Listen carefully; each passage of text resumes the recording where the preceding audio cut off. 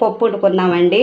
ఈరోజు తోటకూర, దోసకాయ. నేను ఒక దోసకాయ తీసుకున్నాను. పప్పు కడుక్కున్నట్టు పెట్టుకున్నాను. మనస్ఫూర్తిగా కోరుకుంటున్నా మీరు అందరూ బాగుండాలని. మన ఛానల్ని లైక్ చేయండి. తోటకూర వేసుకున్నాం. ముందుగా నేను దోసకాయ ముక్కలు ఇత్తులతో పాటు విత్తనాలతో పాటు వేస్తున్నానండి. ఎట్లా విత్తనాలు అట్టగట్ట పెట్టుకున్నాను. చాలా బాగుంటుంది విత్తనాలతో వేసుకుంటాను. దోసకాయ ముక్కలు, పచ్చిమిరకాయలు, ఉల్లిపాయలు, ఎల్లుల్లిపాయలు రబ్బలండి, కొద్దిగా జీలకర్ర, పులుపు కోసం నేను చింతపండు అంటే కొద్దిగా వేసుకుంటున్నాను. నేను కారం కోసం అండి ఎండుమిరగాయలు తప్ప కారం వేసుకోను.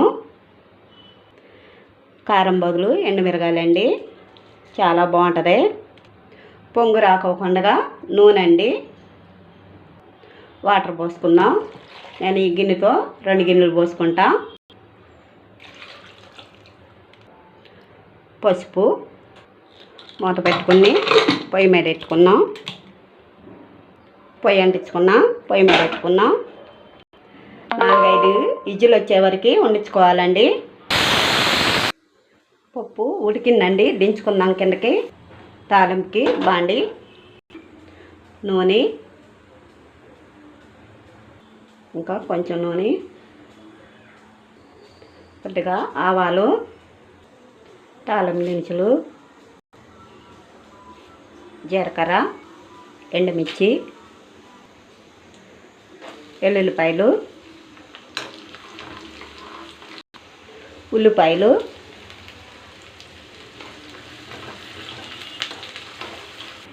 పప్పు చూద్దామండి.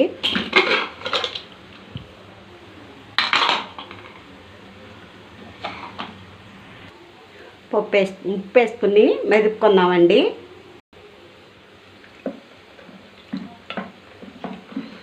చాలా బాగుంటుంది దోసకాయ తోటకూర పప్పు అండి. చాలా అంటే చాలా బాగుంటుంది. ఒక్కసారి మీరు కూడా వండుకుని చూడండి. అప్పుడు మీకు బాగుందా లేదో తెలిసిద్దండి. చాలా అంటే చాలా బాగుంటుందండి. వేగిందండి. ఇప్పుడు పసుపు వేసుకుందాం, కరివేపాకు,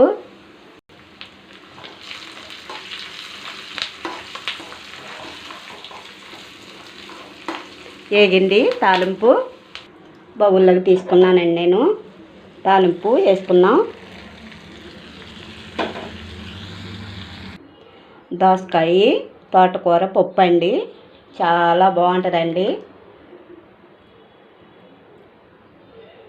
ఈ ఎండల్లో ఇట్లా పప్పు చేసుకోవచ్చు. ఇట్లా కలగలుపండి వేసుకుంటే చాలా టేస్ట్గా ఉంటాయి.